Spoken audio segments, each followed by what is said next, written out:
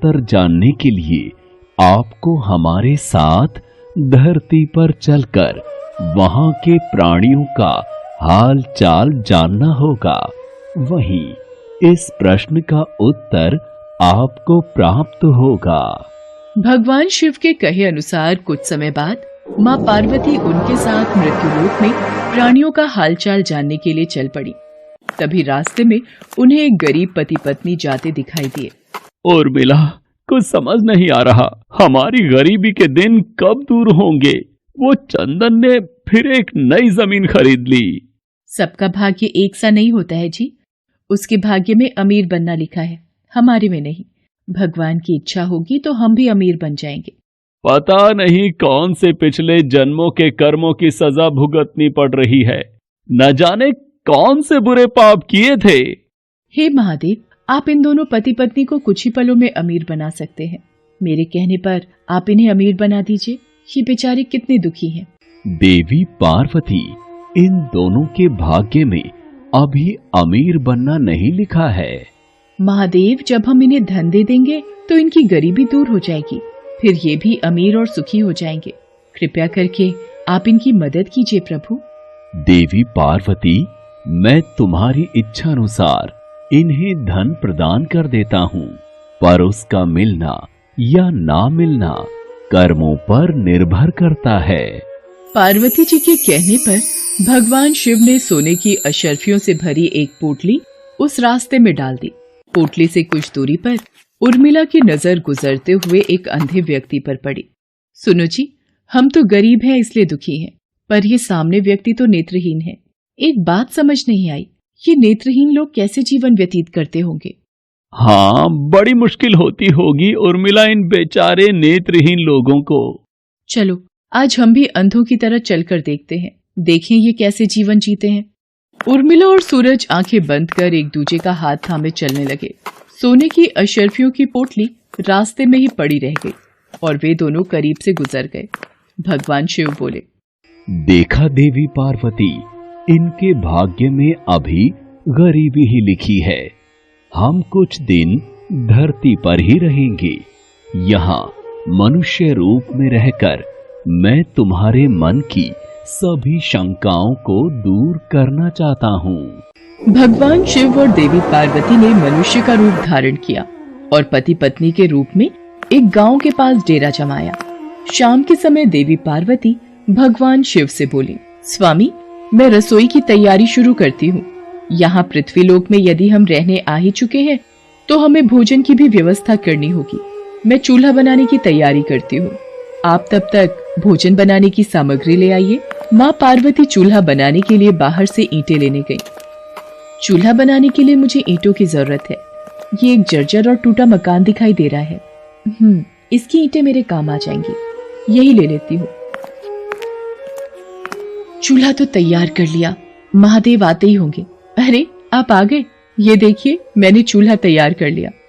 पर आप खाली हाथ क्यों लौट आए स्वामी? भोजन कैसे बनेगा? देवी पार्वती, अब सामग्री की कोई आवश्यकता नहीं है, क्योंकि जिस प्रश्न का उत्तर ढूंढने के लिए आप आई थी वो आपको स्वयं मिल गया। मैं कुछ समझी नहीं स्वामी, मेरे प्रश्न का उत्तर मेरे समक्ष ही है। हाँ देवी पार्वती, आप यही जानना चाहती है ना कि इस पृथ्वी पर क्यों गरीब लोग ज्यादा परेशान होते रहते हैं। अच्छा ये बताइए, आप इस चूल्हे को बनाने के लिए ईंटें कहाँ से लेकर आई हो? प्रभु, इस गांव में बहुत से ऐसे घर भी हैं जिनका रखरखाव सही ढंग से नहीं हो रहा है।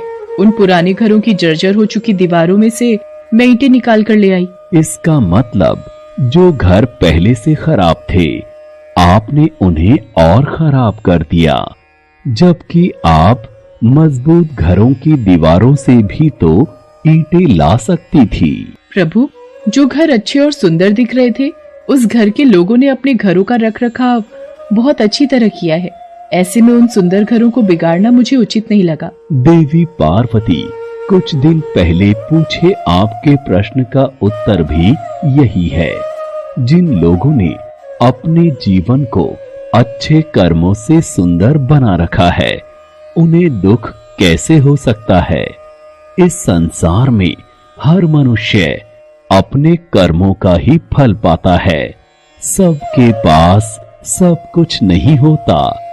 मनुष्य के पिछले जन्मों का कर्म उसे इस जन्म में भुगतना ही पड़ता है, और यदि वो अपने इस जन्म और आने वाले अन्य जन्मों को सुखी बनाना चाहता है तो हमें सदैव ही पुण्य कार्य करते रहना चाहिए, ताकि हमारे कर्म उसमें जुड़ते रहें।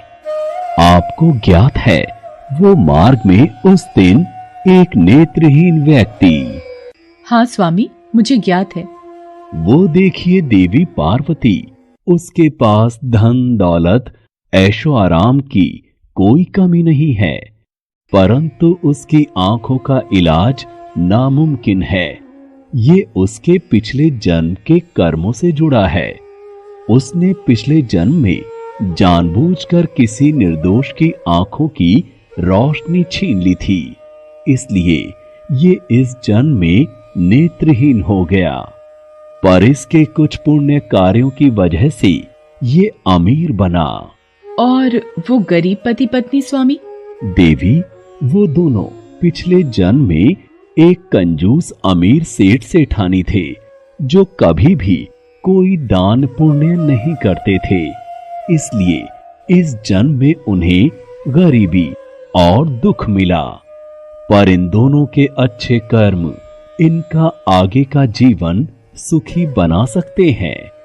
इस पृथ्वी पर कोई भी मनुष्य पूरी तरह से सुखी नहीं है देवी। हर मनुष्य के पास कोई न कोई दुख और समस्या है।